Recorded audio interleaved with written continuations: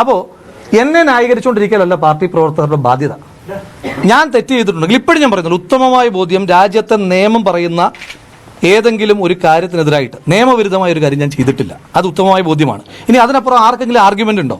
ആ ആർഗ്യുമെന്റ് ഉള്ള ആളുകൾ പരാതിപ്പെട്ടാൽ ഞാൻ കോടതിയിൽ പോയി, ഈ രാജ്യത്ത് നീതിന്യായ സംവിധാനത്തിൽ പോയിട്ട് എന്റെ നിരപരാധിത്വം തെളിയിക്കാൻ പറ്റുമെന്നുള്ള ഉത്തമമായ ബോധ്യമുണ്ട്. കോൺഗ്രസ് പ്രവർത്തകരുടെ ബാധ്യതയല്ലത്.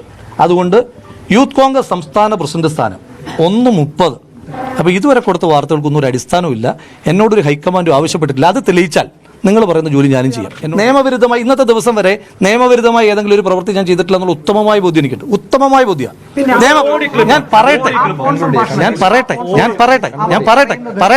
ഞാൻ പറയാതെ ഒരു ചോദ്യം എടുക്കില്ല. ഞാൻ പറഞ്ഞല്ലോ, ഞാനൊരു ഇത്രയും നേരം ചോദ്യമല്ലേ, ഞാൻ പറയാനുള്ള ദൂരം പറഞ്ഞില്ലല്ലോ. അപ്പൊ ബാക്കിയുള്ള മാധ്യമ പ്രവർത്തകർക്ക് തീരുമാനിക്കാം ഈ മാധ്യമ സമ്മേളനം തുടരണമോ വേണ്ടയോ എന്ന്. ബാക്കി മാധ്യമ പ്രവർത്തകർക്ക് തീരുമാനിക്കാം. അത് തീരുമാനിക്കാം. അത് കൈരളിയുടെ റിപ്പോർട്ടർ ചാനലിലെ റിപ്പോർട്ടറും മാത്രം ഇങ്ങനെ ആവർത്തിച്ച് ചോദ്യം ചോദിച്ചുകൊണ്ടിരുന്നു കഴിഞ്ഞാൽ ഞാൻ പറയാൻ വന്ന കാര്യമില്ലേ? പത്രസമ്മേളനം എന്ന് പറഞ്ഞ ഒരു രീതിയില്ലേ?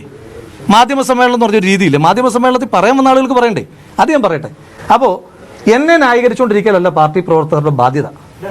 ഞാൻ തെറ്റ് ചെയ്തിട്ടുണ്ടെങ്കിൽ ഇപ്പോഴും ഞാൻ പറയുന്നത് ഉത്തമമായ ബോധ്യം, രാജ്യത്തെ നിയമം പറയുന്ന ഏതെങ്കിലും ഒരു കാര്യത്തിനെതിരായിട്ട് നിയമവിരുദ്ധമായ ഒരു കാര്യം ഞാൻ ചെയ്തിട്ടില്ല, അത് ഉത്തമമായ ബോധ്യമാണ്. ഇനി അതിനപ്പുറം ആർക്കെങ്കിലും ആർഗ്യുമെന്റ് ഉണ്ടോ? ആ ആർഗ്യുമെന്റ് ഉള്ള ആളുകൾ പരാതിപ്പെട്ടാൽ ഞാൻ കോടതിയിൽ പോയി, ഈ രാജ്യത്ത് നീതിന്യായ സംവിധാനത്തിൽ പോയിട്ട് എന്റെ നിരപരാധിത്വം തെളിയിക്കാൻ പറ്റുമെന്നുള്ള ഉത്തമമായ ബോധ്യമുണ്ട്. കോൺഗ്രസ് പ്രവർത്തകരുടെ ബാധ്യതയല്ലത്. അതുകൊണ്ട് യൂത്ത് കോൺഗ്രസ് സംസ്ഥാന പ്രസിഡന്റ് സ്ഥാനം 1:30. അപ്പോൾ ഇതുവരെ കൊടുത്ത വാർത്തകൾക്കൊന്നും ഒരു അടിസ്ഥാനമില്ല. എന്നോടൊരു ഹൈക്കമാൻഡും ആവശ്യപ്പെട്ടിട്ടില്ല. അത് തെളിയിച്ചാൽ നിങ്ങൾ പറയുന്ന ജോലി ഞാനും ചെയ്യാം. എന്നോട് ഹൈക്കമാൻഡ് ആവശ്യപ്പെട്ടു തെളിയിച്ചാൽ ഞാൻ യൂത്ത് കോൺഗ്രസ് സംസ്ഥാന പ്രസിഡന്റ് സ്ഥാനം രാജിവെക്കുകയാണ്. ആ രാജിവെക്കുന്നത് ഞാൻ കുറ്റം ചെയ്തതുകൊണ്ടല്ല, എന്നെ ന്യായീകരിക്കേണ്ടെന്ന ബാധ്യതയല്ല പാർട്ടി പ്രവർത്തകർക്കുള്ളത്. പാർട്ടി പ്രവർത്തകർ ആർജവത്തോടുകൂടി ഈ സർക്കാരിന്റെ കൊള്ളരുതായ്മകൾക്കെതിരെ ഞാൻ ഉൾപ്പെടെയുള്ള പാർട്ടി പ്രവർത്തകർ ആഞ്ഞടിക്കും. അത് സൈബർ ഇടത്തിൽ, തെരുവിൽ, പ്രക്ഷോഭങ്ങളിൽ, മാധ്യമങ്ങളിൽ ഞങ്ങൾ ആഞ്ഞടിക്കും. ആ ആഞ്ഞടിക്കുന്ന സമയത്ത് തന്നെ ന്യായീകരിച്ചുകൊണ്ടിരിക്കലല്ല കോൺഗ്രസ് പ്രവർത്തകരുടെ ബാധ്യത എന്നുള്ളത് കൊണ്ട് കോൺഗ്രസ് പ്രവർത്തകരുടെ സമയത്തെ കൂടി മാനിച്ചുകൊണ്ട് അവർക്ക് വലിയ ജോലിയുണ്ട്.